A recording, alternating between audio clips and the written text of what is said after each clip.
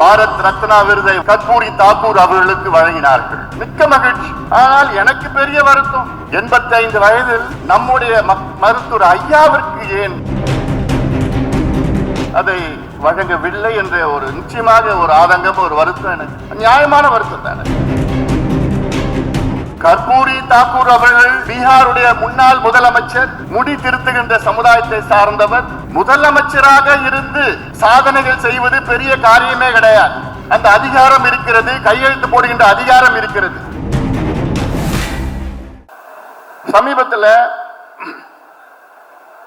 குடியரசு தினத்தை முன்னிட்டு மத்திய அரசு விருதுகளை அறிவித்தார்கள். அந்த அறிவிப்பு வந்த பிறகு எனக்கு மிகப்பெரிய ஒரு வருத்தம்.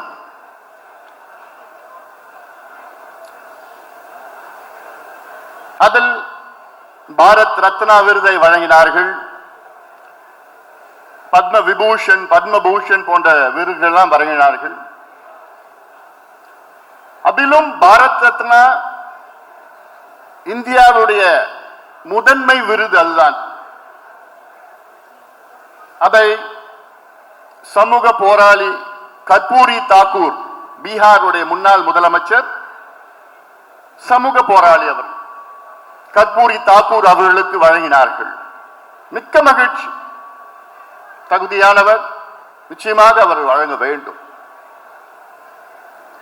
ஆனால் எனக்கு பெரிய வருத்தம்,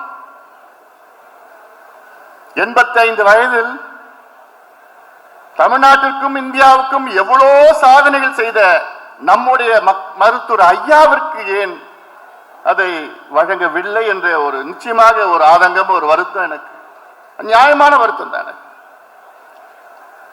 கற்பூரி தாக்கூர் அவர்கள் பீகாருடைய முன்னாள் முதலமைச்சர், முடி திருத்துகின்ற சமுதாயத்தை சார்ந்தவர், பீகாரிலே இடஒதுக்கீடை கொண்டு வந்தவர். அதனால் அவர்களுக்கு கொடுத்திருக்கின்றார்கள், அதை பாராட்டுகின்றோம். முதலமைச்சராக இருந்து சாதனைகள் செய்வது பெரிய காரியமே கிடையாது. அந்த அதிகாரம் இருக்கிறது, கையெழுத்து போடுகின்ற அதிகாரம் இருக்கிறது.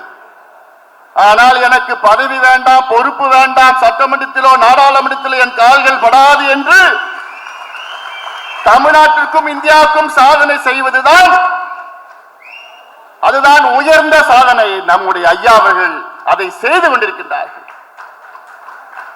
இந்தியாவிலே 6 இடஒதுக்கீடுகளை பெற்ற தலைவர், ஒரே தலைவர் மருத்துவர் ஐயா அவர்கள். தட்டி சொல்றாரு, யாராவது ஒரு இடஒதுக்கீடு இன்னைக்கு வாங்கி தந்திருக்காங்களா? 6 இடஒதுக்கீடுகள். தமிழ்நாட்டில் 4, இந்திய அளவிலே 2 இடஒதுக்கீடுகள்.